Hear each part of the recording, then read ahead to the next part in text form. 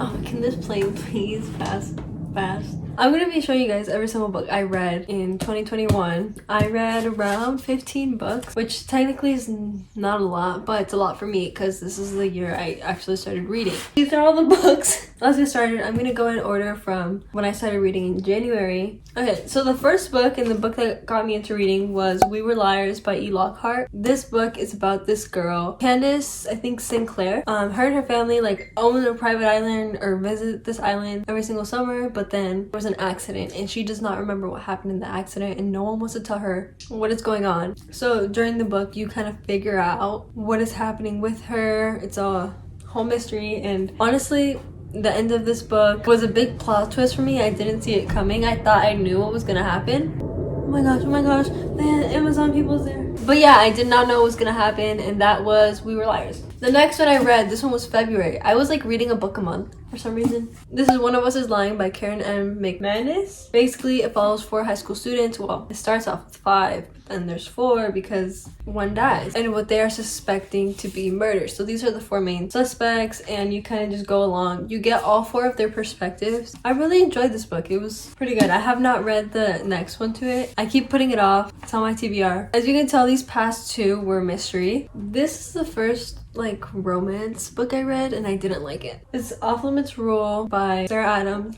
Like, I guess it was a good story, but I wasn't too attached to the characters. I don't know, there's not much to say about this one. I didn't really enjoy it. The next book that I read, I finished this book in one day. I was on a road trip. I went to the Grand Canyon. If you want to see that vlog, it's up on my YouTube channel. Go watch it. This is what the 3rd plane. I love that book. That's where my Colleen Hoover obsession started. Apparently I forgot to mention the name of the book, but it's Ugly Love by Colleen Hoover. I love it so much. You should definitely read it. Her writing is just amazing. I love all her characters. I feel so attached to them. It switches between 2 perspectives of Tate and Miles. Absolutely in love with Miles. Love him. So basically Tate is moving in with her brother.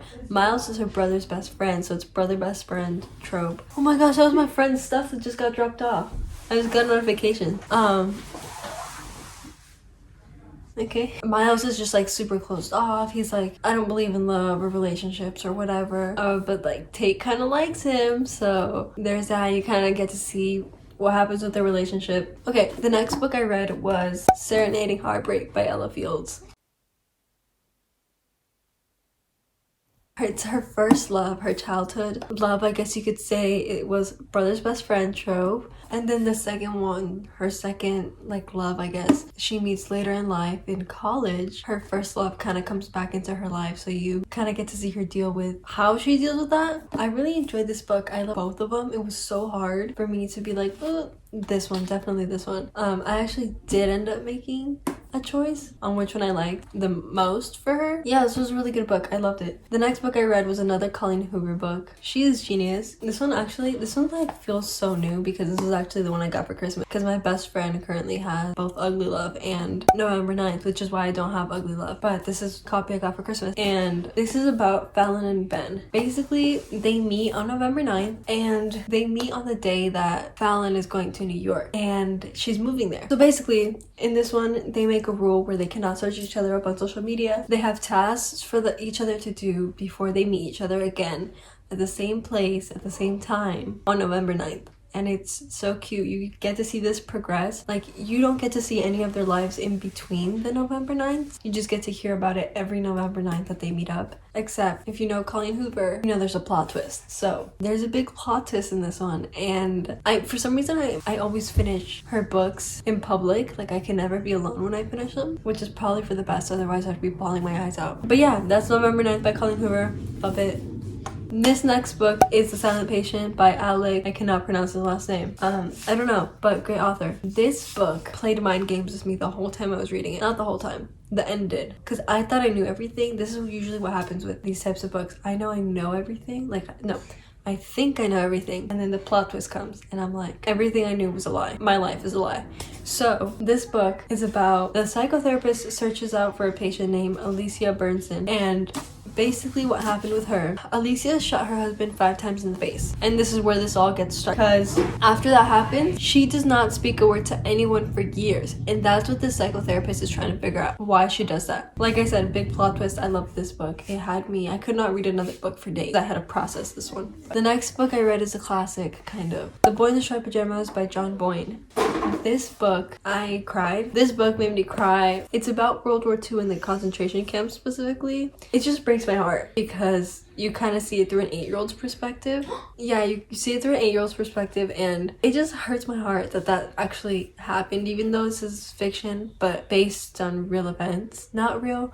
Like, this story, we don't know specifically if it's real. Obviously, it could have happened, but concentration camps did happen. So this boy, who is not in a concentration camp, meets another boy that is in a concentration camp because he lives right by them. His family moved there, and he like makes friends with this boy. He's like really good friends with him, and they talk about their differences a little bit, and it's just so sad.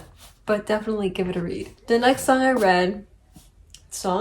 next book I read is The Song of Achilles by Madeline Miller. I have a really unpopular opinion with this, and I know if you've read this book, most people that have read it love it. I don't love it, but I also don't hate it. I just think it took me a long time to really get into it, and I'm not really a super big fan of like Greek mythology, which is a big part of this book. So if that's not your thing, I kind of knew it wasn't my thing going into it, but I heard everyone say it was so good. I just couldn't get into it. It's about Patroclus and Achilles and their love story. But this was, you see them kind of not grow up together, but yes, grow up together. You see them both as little kids, and they just progressively grow up, and you see their stories together. I loved it in that aspect, but the fact that I couldn't really get into it, couldn't consistently read it, because of like, I didn't really vibe with the Greek stuff. It was a good book, just not my favorite. The next book I read, a lot of people have also probably read. It's The Hunger Games. Everyone knows what The Hunger Games is about. I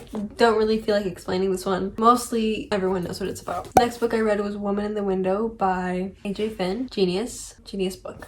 Soon to be a major motion picture, everybody. I think there's actually something about it on Netflix, but I know that Kristen Bell is also making a series with it, or she's gonna be starring in the series as the main character in this book, which is The Woman in the Window. It's about this woman who has this kind of phobia of going outside. She's extremely scared to go outside. One day she witnesses something, like she's watching through her window. She basically sees something that she shouldn't see, and now she's having problems with her neighbors. So you kind of follow through that, and then a bunch of weird stuff start happening to her. Also, she has a reason for why she has that phobia of going outside, and you figure that out, and I kind of didn't expect that to be a big part of this. This book also took me a long time to read. I don't know why. Maybe it's just because these books are just honestly thicker, but back to back I was kind of in a reading slump. Nevertheless, it was a good book. As soon as I kind of got to around here is when I started picking up the pace and reading, and I finished it really quickly. Yeah, that was The Woman in the Window. The next book, which of course to get me out of my reading slump again, was It Ends With Us by Colleen Hoover. I love this book. This book was heartbreaking. All of her books are heartbreaking. This book is about domestic abuse. It Ends With Us by Colleen Hoover follows this character Lily, who it's right after her dad dies. Like at the funeral, she messed up at the funeral. She meets a neurosurgeon, and then they kind of progress their relationship. However, she starts reading these journals from this other guy, her first love ever, Atlas. I love Atlas. I love him with every bit of my being. I think they're turning this into a movie too, so they better do good at the casting, because if they don't, I'm gonna cry.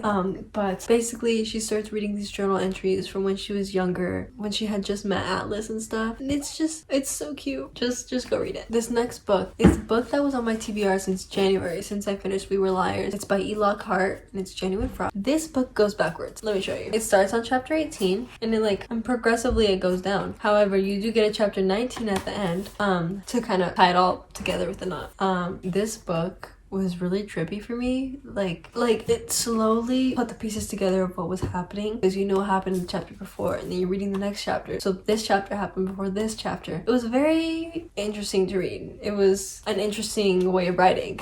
My cousin turned on the LED lights and it looks kind of okay, but yeah, I don't have much more to say on this one. I didn't enjoy it as much as I thought I would. That's all I have to say. Now, the selection. I didn't think I was gonna like the series, and I kept putting off, it was kind of interesting, but I was like, and then I found it for 99 cents at a thrift store, and I was like, what other book am I gonna find for 99 cents that is semi-interesting, so I bought it and I'm in love with it. I need to read the rest of them as soon as possible, but I have a bunch of books on my TBR that I need to read before I continue the rest of the series, although I desperately want to. This is about kind of think Hunger Games, but royalty, except they're not killing each other. Basically, these girls like apply and stuff, and they apply to be this prince's wife. They go through this process called the selection, where it's like, I don't know, like 40 something girls, and they all go on dates with the prince and whatever, and then slowly he's like, oh, I don't think I really vibe with this one or this one, and then they let them go. This book, however, it leaves off on a cliffhanger, which is why I desperately want to read the rest of them, but